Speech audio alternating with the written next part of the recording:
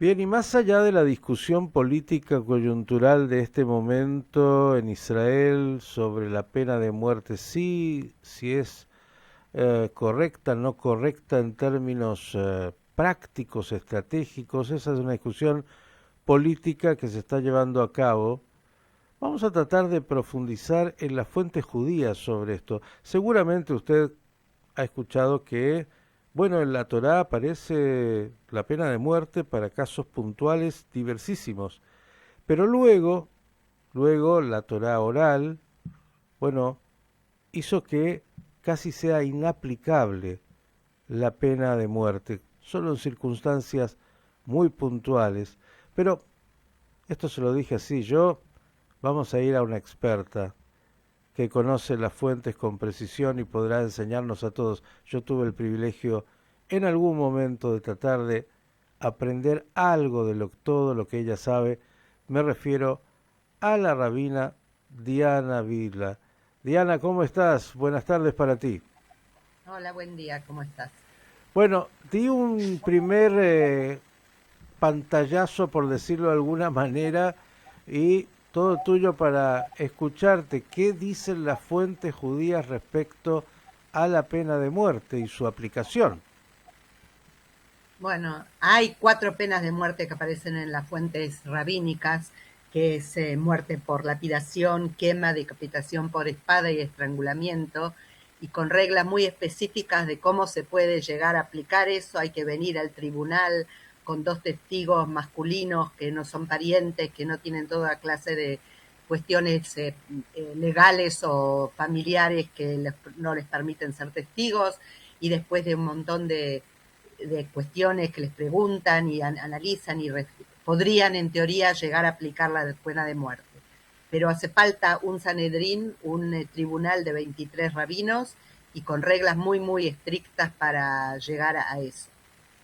Bien, esto que estás recordando lo decimos, de hecho, en la liturgia cada año. Recuerdo en el día de Yom Kippurim, entre otras cosas, se mencionan estas penas que has mencionado de muerte. Y en la Torá explícitamente, ¿no? Aparece desde situaciones puntuales en las cuales alguien debería ser castigado con la pena de muerte. Ahora dijiste, se requiere un tribunal, se requieren ciertas formas para que puedan ser aplicados. Ahora, ¿qué tipo de transgresiones, empecemos por esto, llevarían o podrían llevar a una pena de muerte? Y luego, ¿cómo es este mecanismo del Sanedrín? ¿Cuántas veces se aplicó? ¿Qué dicen las fuentes judías respecto de la posibilidad de aplicar la pena de muerte? La pena de muerte puede ser por cuestiones cúlticas, por ejemplo, en no cumplir el Shabbat o otras cuestiones, Uy, pero también ahí puede ser tenemos por. que matar a una cantidad importante. Bueno, por suerte no se aplica más desde la época romana, porque los judíos tenían solamente posibilidad de aplicar para cuestiones civiles sus propios tribunales. Y no solo porque es tan grave la pena de muerte, sino que porque las reglas para poder aplicar la pena de muerte, aunque alguien sea muy claramente culpable, no te permitiría llevarlo a aplicar la pena, porque todas las pruebas forenses que usamos hoy serían inválidas. Y aunque vos supieras claramente si el testigo no era válido según la ley, o si las pruebas no eran pruebas de dos testigos oculares que vieron con sus propios ojos y que dieron una advertencia previa, no podrías aplicarle a nadie la pena de muerte. Entonces, en la realidad en la que vivimos, en donde tenemos otros elementos de prueba, no digo que necesariamente hay que aplicar la pena de muerte, pero poder castigar a alguien que sabemos fehacientemente que asesinó a alguien, casi no podríamos, según la ley judía.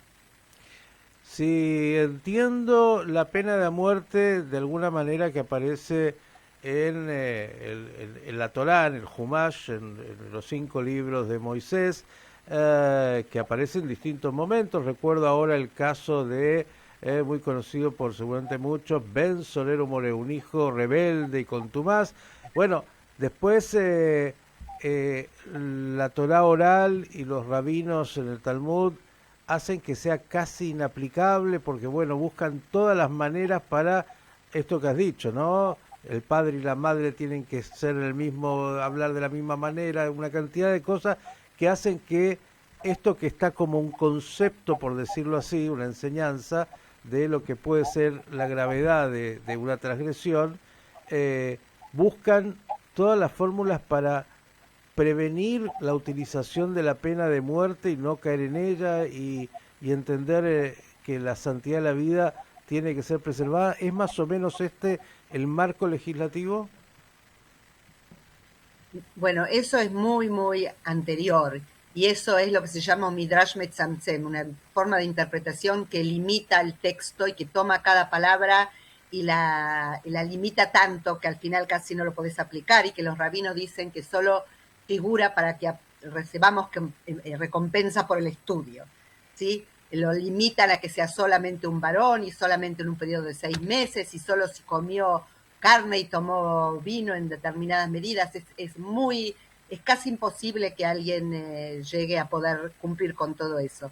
Pero aún en las que no eliminaron de esa manera, es muy difícil que puedas aplicar la pena de muerte porque las reglas son tan estrictas que casi no vas a tener nunca 2 testigos oculares que vieron con sus propios ojos. La Mishnah dice que no puede ser algo que lo estimás que es así, o que escuchaste de una persona que es confiable, o cualquier otra cosa que sea indirecta, no sirve. Entonces, más allá de que existan sobre el papel, es casi imposible. Y es más todavía, hay una Mishnah que varios rabinos discuten el tema de la pena de muerte, es en la Mishnah en Majot, donde ahí dice el Sanedrín que aplica la pena de muerte una vez en 7 años, se considera una cosa terrible. Y Rabbi Elazar Ben Azaria dice que si es una vez en 70 años se considera como un Sanedrín violento. Y entonces vienen Rabbi Akiva y Rabbi Tarfón y dicen, si nosotros estuviéramos en el Sanedrín, nunca jamás matarían a nadie. A tal punto llegan a decir que no hay aplicar. Y además, cuando vos tenés testigos que vienen a testiguar sobre que vieron un asesinato, entonces les empiezan a hacer un montón de preguntas sobre el lugar, sobre el momento, sobre los hechos en forma específica, y también dice la Mishnah, es como que les das una advertencia, les decís, si vos no viste exactamente esto, entonces la culpa cae sobre vos. Y te traen como ejemplos textos bíblicos, por un lado, que dice que cuando Dios le dice a Caín que mató a Abel, las sangres de tu hermano están ahí gritando. ¿Y por qué las sangres? Porque es de él y toda su descendencia que ya no va a existir. Y más aún todo que eso, también dice que por qué el hombre fue creado de un solo hombre, o sea, todos somos descendientes de Adán, porque cada uno puede decir que el mundo fue creado para mí. Cada persona es un mundo entero. Uh-huh. Entonces la culpa de un testigo que testigue mal es terrible, la responsabilidad que tiene, y te asustan, digamos. No se te ocurra decir algo que no viste con tus propios ojos. Como un juicio penal que se reinvierte cuando uno culpa a alguien de lo que no tiene certeza cuando es tan grave. Diana, ¿tienes ejemplos de aplicación de pena de muerte dentro de la tradición y la historia judía? No conozco tanto, no se me ocurre que aplicaron, porque tiene que ser algo antes del siglo IV o algo así, cuando ya los judíos no podían aplicar ese tipo de reglas, ¿no? Y no, lo que es bíblico es muy anterior y no sigue siempre todas esas reglas tampoco. Así que me cuesta saber que realmente aplicaron una pena de muerte en la práctica. Otra cosa, un detalle que quizás la gente no sabe, me acuerdo cuando fue la destrucción de las Torres Gemelas, se hablaba mucho de también qué aparece en el Corán, y en el Corán aparece casi exactamente lo que dice en la Mishnah, Dice ahí también, quien mata a una persona, a menos que sea en retribución por asesinato o corrupción en la tierra, es como si hubiera matado a toda la humanidad. Y quien salva a una es como si hubiera salvado a toda la humanidad. O sea que yo creo que en realidad todas las religiones monoteístas tienen eso, aunque haya grupos extremistas que funcionen de otra manera, que la vida humana es tan importante que tenés que pensar que es como que estás matando a un mundo entero. Y lo interesante es que la censura en la fuente judía cambió lo que dice la Mishnah, y en vez de decir el que mata a una persona es como mata a un mundo entero, dice el que mata a una persona de Israel es como mata a un mundo entero. Y Adán no era judío, y todos somos descendientes del mismo Adán, y eso es una tergiversación del significado original de la fuente de la Mishnah. Una persona cualquiera, no importa de qué fe y de qué raza es como un mundo entero. Bien, ¿y el Sanedrín dejó de existir cuándo? Ya en el siglo tercero o cuarto ya no existía el Sanedrín, y menos todavía existía aplicar penas de muerte, no se podía, estabas bajo dominio romano, podías tratar temas comerciales, digamos, civiles, pero no temas de vida y muerte. Bien, no quiero ir a la política estrictamente, pero obviamente esto se está discutiendo hoy en Israel. Eh, en la discusión se incorporan los aspectos que hacen a la estructura judaica de identidad judía y leyes judías, o es solamente un tema de discusión política eh, práctica, por decirlo así, en términos de lo que uno y otros piensan que se debería hacer con el flagelo del terrorismo? Lo que vos escuchás de los ortodoxos religiosos, supuestamente, que muchas veces para mí hacen un sacrilegio terrible con lo que están haciendo, es que todo palestino o todo azati es como es terrorista y podés matarlos. Y justamente los que traen la voz judía, ética y etcétera, no son ese grupo de ortodoxos, porque hay ortodoxos mucho más eh, éticos que eso. Hay un grupo también que se llama los sionistas, no me acuerdo ahora, sionistas religiosos más de izquierda o algo así se llaman, ¿no? Ujú. Que siempre hablan, son ortodoxos y también hablan de estos temas, pero el establishment y en especial los ministros que están dentro de este gobierno no tocan esos temas, pero de repente está el rabino Karib, que es un rabino reformista y abogado y que es Javier Knesset, miembro del Parlamento hace muchos años, siempre levantando estas voces y mostrándote que las fuentes nos exigen otro tipo de comportamiento. Y los que quisiéramos que los oficialmente representan a la religión judía, dicen cosas que son totalmente en contra para mí de la ética judía. Es decir, más allá de la ética, digo, del punto de vista de la Y también de la ley, ¿sí? Porque de la además ley y de dicen las que fuentes, ¿no? la Mishnah esta misma de la que hablaba antes dice que cuidado con lo que digas, porque si te equivocaste, no hay vuelta atrás. No es como cuando vos te equivocaste y le cobraste a alguien de más, siempre podés devolver. Pero acá, si te equivocaste, ya está, murió, no hay solución. Entonces, mucho cuidado. Y esto de que había alguien que estaba parado cerca de alguien que quizás era culpable, y bueno, no importa, los matamos a todos.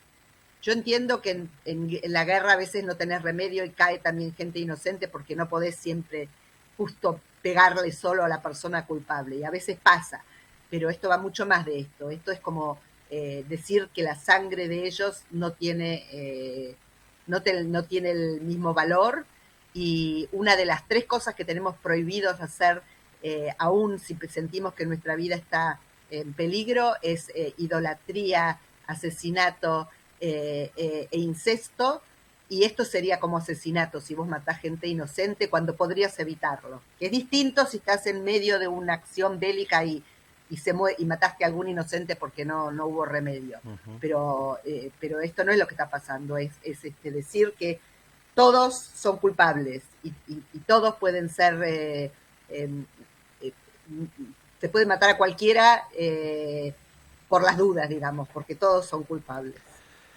Digamos que la discusión política en Israel, recordando que el único caso donde se aplicó la pena de muerte fue justamente contra Eichmann, y también en ese momento trajo discusiones incluso sobre lo que era esa condena dentro de Israel. Hoy, Pero según la halajá, no era un proceso halágico, era un proceso judicial.